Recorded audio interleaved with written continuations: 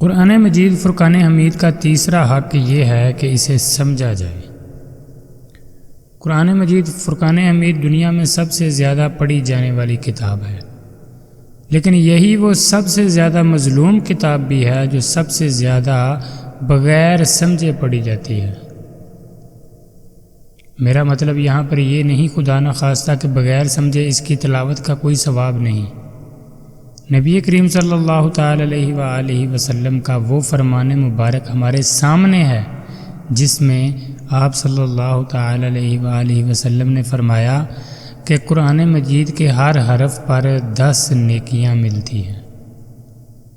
پھر آپ صلی اللہ تعالی علیہ وآلہ وسلم نے مثال دیتے ہوئے فرمایا کہ الف لام میم 3 حروف ہیں، ان کی تلاوت پر 30 نیکیاں ملتی ہیں۔ نبی کریم صلی اللہ تعالی علیہ وآلہ وسلم کے اس قول مبارک سے یہ بات ثابت ہوتی ہے کہ بغیر سمجھے تلاوت کرنا بھی ثواب سے خالی نہیں۔ اگر بغیر سمجھے بھی قرآن مجید کی تلاوت کی جائے تو اس کا بھی ثواب ضرور ملتا ہے۔ لیکن ہمارے لیے قابل غور بات یہ ہے کہ وہ لوگ جنہوں نے دنیاوی تعلیم حاصل کرنے میں تمام زندگیاں کھپا دیں لیکن اللہ کے دین کو سمجھنے کے لیے بنیادی عربی تک نہ سیکھ سکے، وہ اللہ کے ہاں کیا جواب دیں گے؟ ہم اگر دنیاوی تعلیم حاصل کرنے کے لیے 20 سال لگا دیتے ہیں اور دولت کمانے کی خاطر ہر قسم کی اجنبی زبان سیکھنے کے لیے ہر دم تیار رہتے ہیں، لیکن اللہ کے پاک کلام کو سمجھنے کی خاطر عربی زبان سیکھنے کی کوشش تک نہیں کرتے، تو اس کا سیدھا سا مطلب یہ ہے کہ ہماری نگاہوں میں اللہ کے کلام کی کوئی قدر و قیمت نہیں ہے۔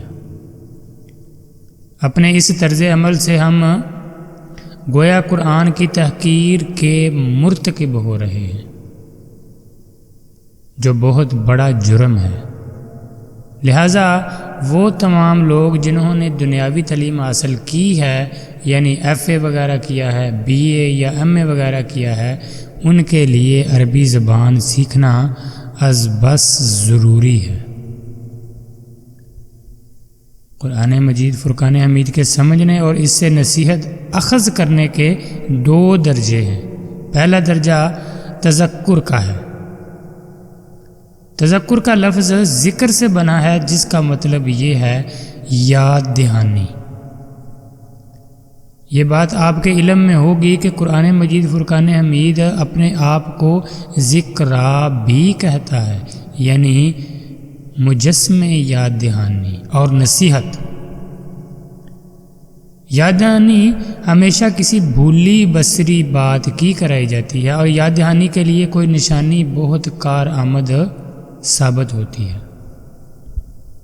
مثال کے طور پر آپ کے کسی عزیز دوست نے چند سال پہلے آپ کو کوئی تحفہ دیا ہو یا تحفے میں کوئی مثال کے طور پر قلم دیا ہو، وہ قلم آپ اپنی الماری کے کسی گوشے میں رکھ کر بھول گئے، اس دوست سے بھی کئی سال تک ملاقات نہ ہو سکی۔ اب اچانک کسی دن آپ کو الماری میں دوست کا دیا ہوا وہ قلم نظر آ جاتا ہے، اس نشانی کو دیکھتے ہی اس دوست کی یاد بھی تازہ ہو جاتی ہے۔ بالکل اسی طرح قرآن مجید فرقان حمید کی آیات بھی نشانی کا کام کرتی ہیں۔ ہم اپنی غفلت کی وجہ سے اللہ کو بھول جاتے ہیں، لیکن جب قرآن کی تلاوت کرتے ہیں تو اس کا ایک ایک جملہ نشانی کا کام کرتا ہے اور اس پر غور کرنے سے اللہ کی یاد دل میں تازہ ہو جاتی ہے۔ اس اعتبار سے یوں محسوس ہوتا ہے کہ وہ وعدہ جو اللہ سبحانہ و تعالی نے تمام انسانوں سے اس وقت لیا تھا جب ابھی صرف ارواح کی تخلیق ہوئی تھی، اس کو یاد دلانے کے لیے قرآن مجید فرقان حمید کو نازل کیا گیا ہے۔ یہی وجہ ہے کہ قرآن مجید کے ہر جملے کو آیت کہا جاتا ہے، اور آیت کا مطلب ہے نشانی، یعنی قرآن کی آیات کو اگر ہم سمجھ کر پڑھیں تو اللہ سبحانہ و تعالی پر ایمان اور اس کی بندگی کے عہد کی یاد دہانی ہو جاتی ہے۔ اور چونکہ اس یاد دہانی کی ضرورت ہر شخص کو ہے، لہٰذا اللہ تعالیٰ نے قرآن مجید فرقان حمید کو اس پہلو سے نہایت آسان بنا دیا ہے، جیسا کہ سورۃ القمر کی آیت نمبر 17 میں اللہ سبحانہ و تعالی کا ارشاد ہوتا ہے، ہم نے قرآن کو یاد دہانی کے لیے آسان بنا دیا، تو ہے کوئی اس سے فائدہ اٹھانے والا؟ قرآن مجید کو سمجھنے اور اس سے نصیحت اخذ کرنے کا دوسرا درجہ ہے تدبر، یعنی قرآن میں غور و فکر اور سوچ بچار کرنا، اس میں سے علم و حکمت اور معرفت کے موتی چن کر نکالنا۔ نبی کریم صلی اللہ تعالی علیہ وآلہ وسلم نے فرمایا کہ قرآن ایک ایسی کتاب ہے جس کے مطالعہ سے علماء کبھی سیر نہ ہو سکیں گے، اور نہ ہی کثرت تلاوت سے اس کے لطف میں کمی واقع ہوگی، اور نہ ہی اس کے علم کے عجائبات کا خزانہ کبھی ختم ہوگا۔ سبحان اللہ۔ اس اندازہ سے قرآن کا مطالعہ کرنے اور قرآنی علم کے عجائبات سے حقیقی طور پر فیض یاب ہونے کے لیے اعلیٰ درجے کی علمی صلاحیت کی ضرورت ہوتی ہے۔ اس لیے ہر شخص کے لیے لازم بھی نہیں ہے، لیکن ہر دور میں کچھ افراد ایسے ضرور ہونے چاہیے جو اس انداز سے قرآن کا مطالعہ کریں، پوری زندگی قرآن پر غور و فکر میں کھپا دیں اور اس کی حکمتوں اور معارف کو عام کریں۔ قرآن مجید فرقان حمید کے حقوق میں چوتھا قرآن کا حق یہ ہے کہ اس پر عمل کیا جائے۔ قرآن مجید کا چوتھا حق ہر مسلمان پر یہ ہے کہ وہ اس پر عمل کرے اور اسے اپنی زندگی کے لیے رہنما بنائے، اور حقیقت تو یہ ہے کہ قرآن کو پڑھنا اور سمجھنا تبھی زیادہ مفید ہوگا جب اس پر عمل بھی کیا جائے۔ قرآن تو تمام لوگوں کے لیے رہنمائی ہے، اس میں ہمارے لیے ہر معاملے کے لیے ہدایت موجود ہے۔ قرآن ہمیں بتاتا ہے کہ ہمیں کن باتوں پر عمل کرنا چاہیے اور کن کاموں سے بچنا چاہیے۔ اس میں انفرادی احکام بھی ہیں اور اجتماعی قوانین بھی، اور اللہ سبحانہ و تعالی نے یہ تفصیلی ہدایت اسی لیے ہمیں عطا کی ہے کہ ہم ان کے مطابق زندگی گزاریں۔ اگر ہم اللہ تعالیٰ کے قانون اور اس کی شریعت کو نافذ نہیں کرتے تو یہ بڑی ناشکری کی بات ہے۔ قرآن مجید فرقان حمید کی سورۃ المائدہ میں اللہ سبحانہ و تعالی کا ارشاد ہوا، آیت نمبر 44 میں، جو لوگ اللہ کے نازل کیے ہوئے قرآن کے مطابق فیصلے نہیں کرتے وہی تو کافر ہیں۔ اسی بات کو نبی کریم صلی اللہ تعالی علیہ وآلہ وسلم نے ایک اور انداز سے واضح فرمایا ہے۔ آپ صلی اللہ تعالی علیہ وآلہ وسلم کا ارشاد گرامی ہے، جس شخص نے کسی ایسی چیز کو اپنے لیے جائز ٹھہرا لیا جسے قرآن نے حرام قرار دیا ہو، تو ایسا شخص قرآن پر ایمان نہیں رکھتا۔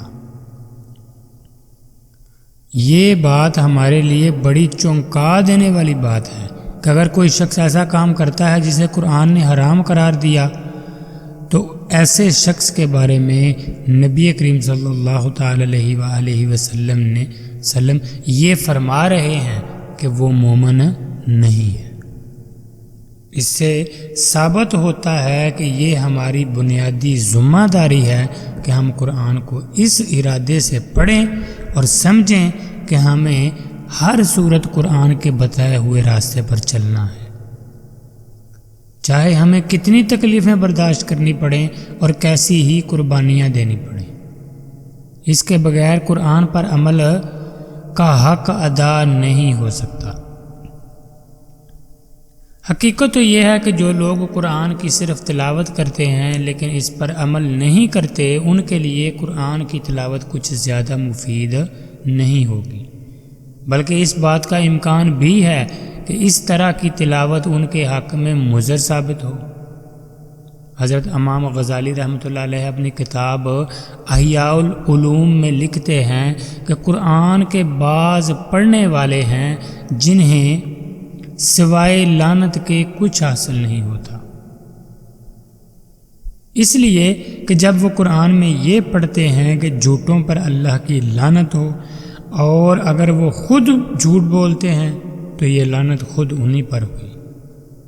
اسی طرح کم تولنے والے، تھوڑا ناپنے والے، پیٹھ پیچھے برائی کرنے والے اور تانا دینے والے قرآن حکیم کو پڑھتے ہوئے خود قرآن مجید کی دردناک سزاؤں کے مستحق ٹھہرتے ہیں۔ جب ہم نبی کریم صلی اللہ تعالی علیہ وآلہ وسلم اور ان کے صحاب رضوان اللہ علیہم اجمعین کی زندگیوں پر نظر ڈالتے ہیں تو ہمیں ایسا محسوس ہوتا ہے کہ ان لوگوں کی زندگیوں میں قرآن رچا بسا ہوا تھا۔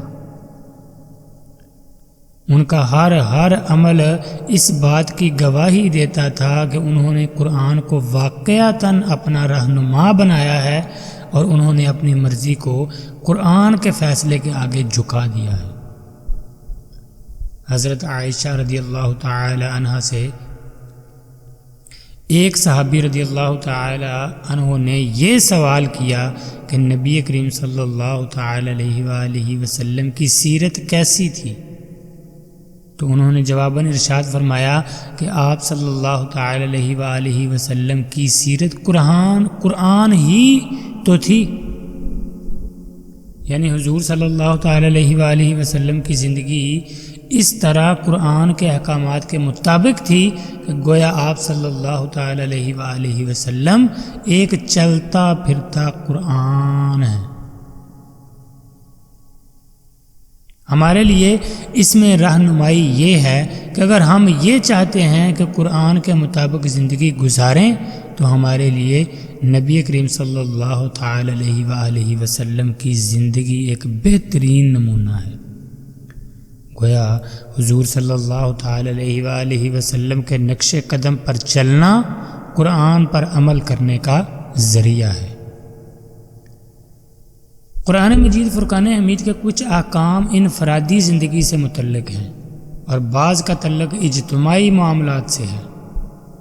ایسے تمام معاملات جن کا تعلق کسی فرد کی ذاتی زندگی سے ہے، مثلا نماز، روزہ، حج، زکوٰۃ، حلال رزق کمانا، دوسروں کے ساتھ حسن سلوک کرنا وغیرہ وغیرہ، یہ احکام ہر مسلمان کے لیے ہر دم لازم ہیں۔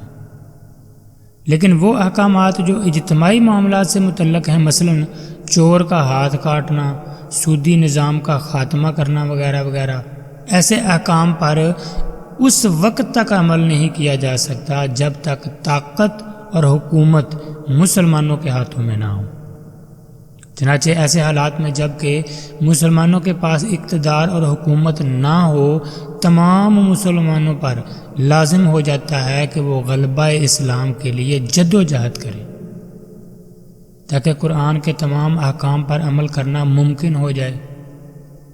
اس لیے کہ قرآن کے بعض احکام پر عمل کرنا اور بعض کی خلاف ورزی کرنا اللہ کی نگاہ میں بہت بڑا جرم ہے۔ یہودیوں میں یہ گمراہی پیدا ہو گئی تھی کہ وہ تورات کی بعض ہدایات پر عمل کرتے تھے اور بعض احکام کو توڑ ڈالتے تھے۔ اس پر اللہ سبحانہ و تعالی نے سورۃ البقرہ میں بڑے سخت الفاظ میں تنبیہ فرمائی ہے۔ اللہ سبحانہ و تعالی کا ارشاد ہے، کیا تم کتاب کے بعض حصے کو مانتے ہو اور بعض کا انکار کرتے ہو؟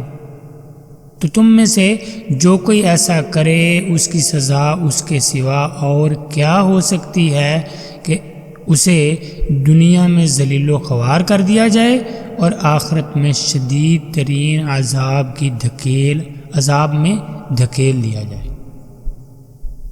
اس سے ایسا معلوم ہوتا ہے کہ آج پوری دنیا میں مسلمانوں کی ذلت و رسوائی کا اصل سبب یہی ہے کہ ہم نے قرآن کو ترک کر دیا ہے۔ ہم قرآن حکیم کے بعض احکامات پر تو عمل کرتے ہیں لیکن اکثر احکامات کی خلاف ورزی کرتے ہیں۔ بلکہ قرآن سے ہماری لاپرواہی کا یہ عالم ہے کہ ہم یہ جاننے کی کوشش بھی نہیں کرتے کہ قرآن میں ہمیں کیا ہدایات اور احکامات دیے ہیں۔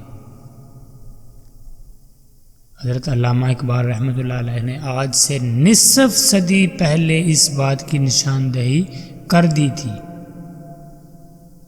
کہ وہ زمانے میں معزز تھے مسلمان ہو کر اور تم خوار ہوئے تارک قرآن ہو کر۔ قرآن مجید فرقان حمید کے حقوق میں 5واں قرآن کا حق یہ ہے کہ اسے دوسروں تک پہنچایا جائے۔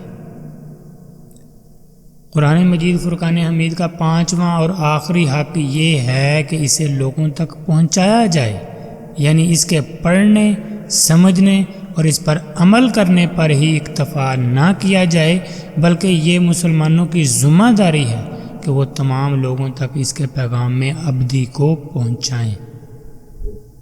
اس لیے کہ اگر ہم مسلمان اس قرآن کو پوری دنیا تک نہیں پہنچائیں گے تو اور کون پہنچائے گا؟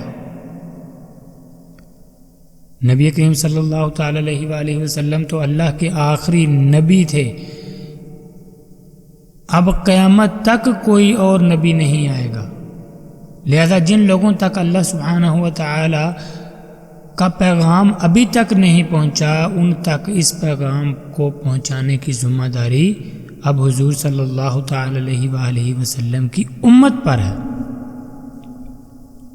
نبی کریم صلی اللہ تعالی علیہ وآلہ وسلم نے مسلسل 23 سال اسی قرآن کی دعوت و تبلیغ کا فریضہ انجام دیا، اور یاد رکھیے کہ یہ کوئی آسان کام نہیں تھا، یہ بہت پرمشقت اور محنت طلب کام تھا۔ اس راہ میں آپ کو ہر قسم کی صعوبتیں اور تکلیفیں برداشت کرنی پڑی، لیکن آپ نے ہر مصیبت کو پورے صبر و تحمل سے برداشت کیا اور اپنے مشن کو جاری رکھا، یہاں تک کہ 23 سال کی بھرپور جد و جہد کے نتیجے میں آپ صلی اللہ تعالی علیہ وآلہ وسلم نے عرب کے پورے خطے میں نہ صرف یہ کہ اللہ کے پیغام اور اس کے آخری ہدایت نامے کو بھرپور انداز میں پہنچا دیا، بلکہ اس ہدایت کی بنیاد پر ایک نظام حکومت قائم کر دیا، اور ایک نظام حکومت قائم کر کے قرآن مجید کے مطابق یہ ثابت کر دیا کہ اللہ کا بتایا ہوا راستہ ہی صحیح ترین راستہ ہے، اور اللہ سبحانہ و تعالی کا دین دنیا کے تمام نظاموں سے بہتر ہے۔ پھر اپنے آخری خطبہ حج کے موقع پر نبی کریم صلی اللہ تعالی علیہ وآلہ وسلم نے تمام صحابہ سے پہلے یہ گواہی لی کہ کیا میں نے اللہ کا دین اور اس کا پیغام تم پر پہنچا دیا ہے؟ اور جب تمام صحابہ رضی اللہ تعالی عنہم نے بلند آواز سے کہا کہ ہم گواہی دیتے ہیں کہ آپ نے تبلیغ کا حق ادا کر دیا ہے، تب نبی کریم صلی اللہ تعالی علیہ وآلہ وسلم نے فرمایا اب جو لوگ یہاں موجود ہیں ان کی ذمہ داری ہے کہ وہ اللہ کے دین اور اس کے پیغام کو ان تک پہنچائیں جو یہاں موجود نہیں ہیں۔ یعنی نبی کریم صلی اللہ تعالی علیہ وآلہ وسلم نے اپنے مشن کو پورا فرمانے کے بعد اب قیامت تک آنے والی بقیہ پوری نوع انسانی تک اللہ کے کلام کو پہنچانے کی ذمہ داری امت کے کندھوں پر ڈال دی۔ وقت فرصت ہے کہاں، کام ابھی باقی ہے، نور توحید کا اتمام ابھی باقی ہے۔ مسلمانوں کی اسی ذمہ داری کو نبی کریم صلی اللہ تعالی علیہ وآلہ وسلم نے ایک اور انداز سے واضح فرمایا ہے۔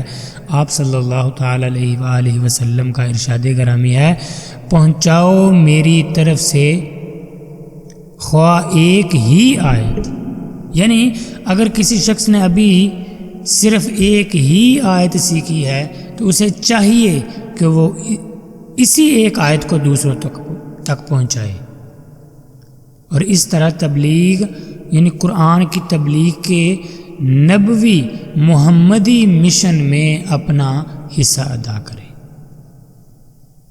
اس سے یہ معلوم ہوتا ہے کہ قرآن کی تبلیغ کرنا ہر مسلمان کے ذمے ہے۔